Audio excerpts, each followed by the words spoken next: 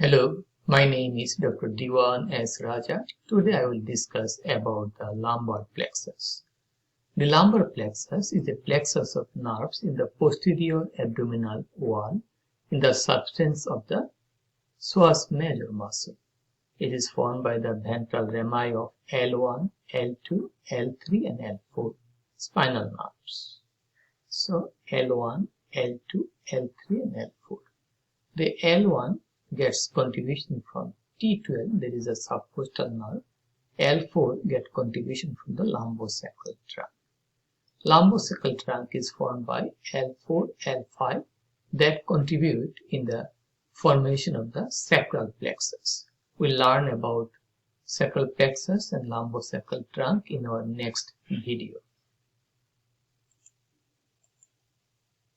Okay.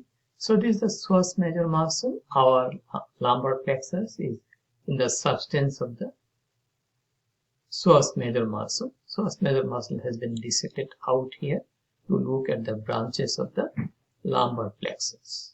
We have the iliohypogastric nerve and its root value L1, ilioinguinal nerve, root value L1, genitofemoral nerve passes over the psoas major muscle and its root value is L1, L2, okay, L1, L2, genitofemoral nerve.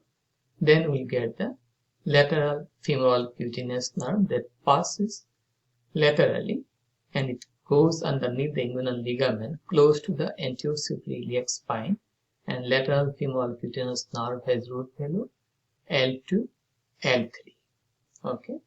So it is L2, L3, lateral femoral cutaneous nerve. Then the femoral nerve, here is the femoral nerve. Femoral nerve is coming out of the dorsal divisions of the ventral rami of L2, L3, L4. And the obturator nerve coming out of the ventral divisions of the ventral rami of L2, L3, L4. This is the obturator nerve.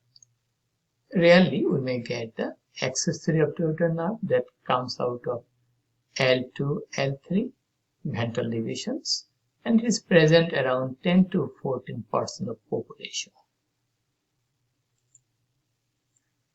Okay, so here is the branches: origin, spinal cord segment, innervation, motor innervation, sensory innervation. Iliohypogastric nerve innervates internal oblique tongue versus abdominis muscle, also the conjoint tendon.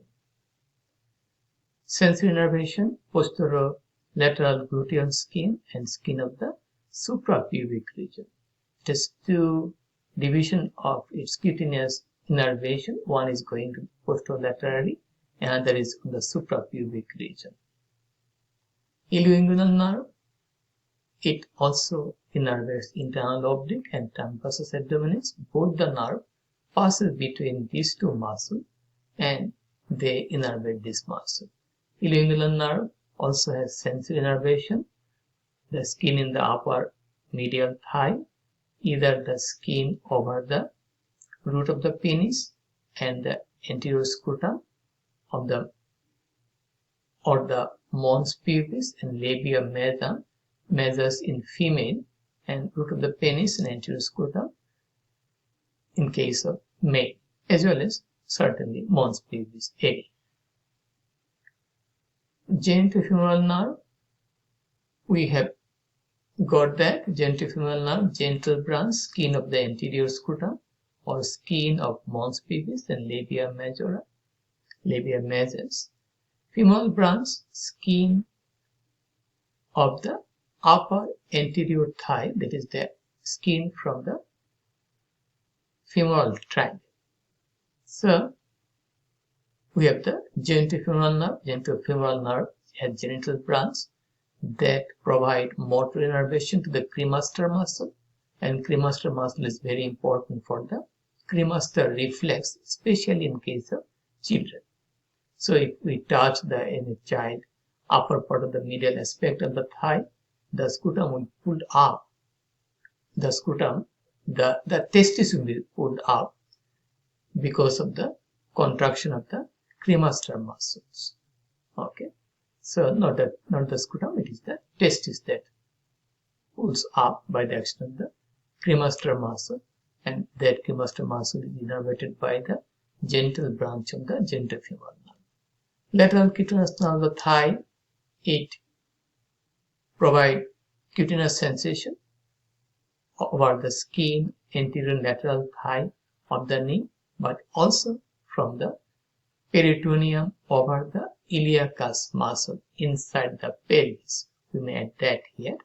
Okay, we should add from the peritoneum over the iliacus of the pelvis, plus the skin, the sensation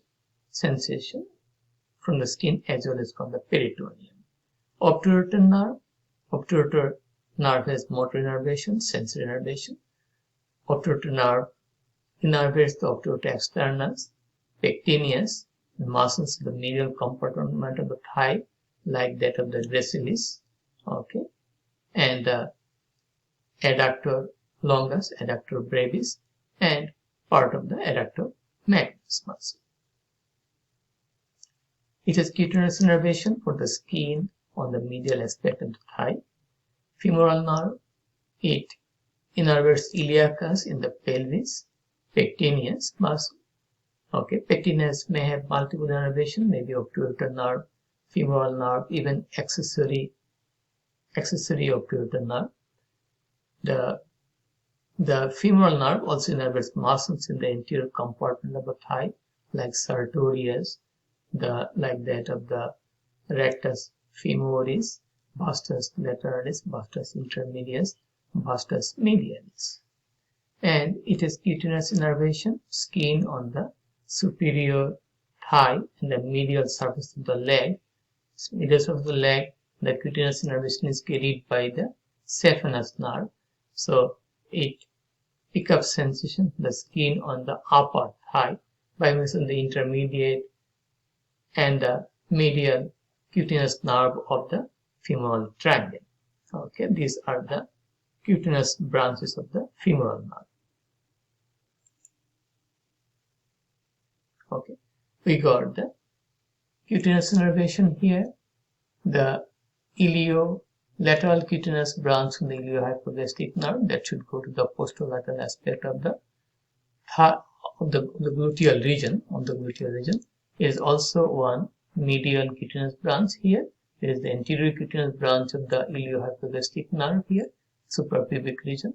There is the ilioinguinal nerve here, and this is the lateral femoral cutaneous nerve.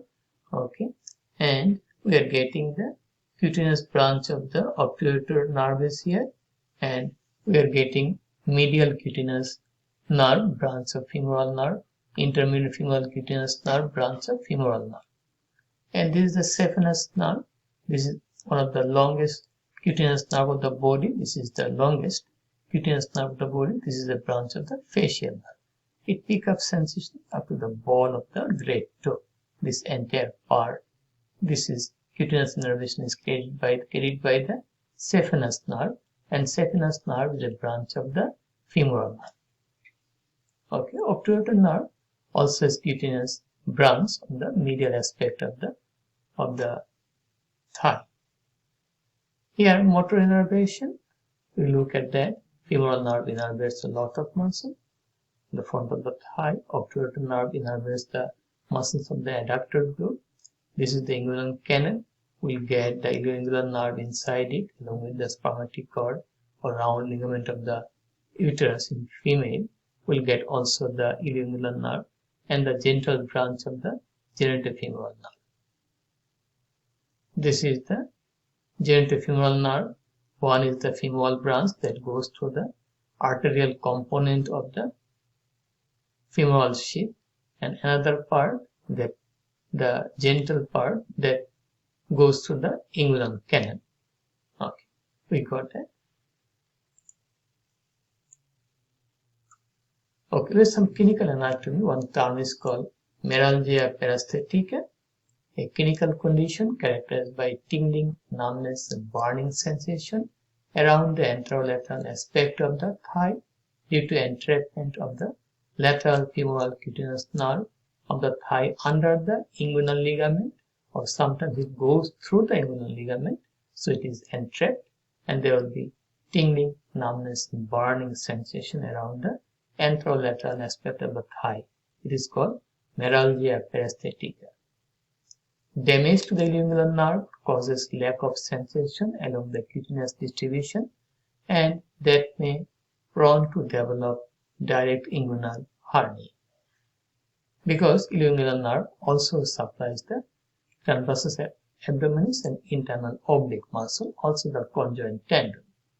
So any injury near the iliac crest or the deep or near the anterior iliac spine may cause damage to the cutaneous innervation as well as muscular innervation that may lead to direct inguinal hernia. Ilioingular nerve may be damaged in appendicectomy.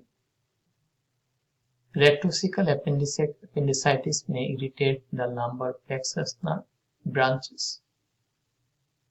Ilioingular nerve may be damaged in inguinal hernia.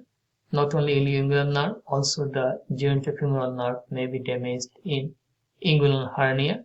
So, if the genitofemoral nerve is damaged, the cremaster reflex may be damaged, may be absent due to damage to the genitofemoral nerve. Okay, so that's all about the description of the lumbar plexus. I have a book for you, Lower Limb Anatomy Tutor. So this book is available in Amazon, both in paper format as well as electronic format. If you are interested, you may pick up that. Okay, so and these are my references for the lumbar plexus. And that's all for today.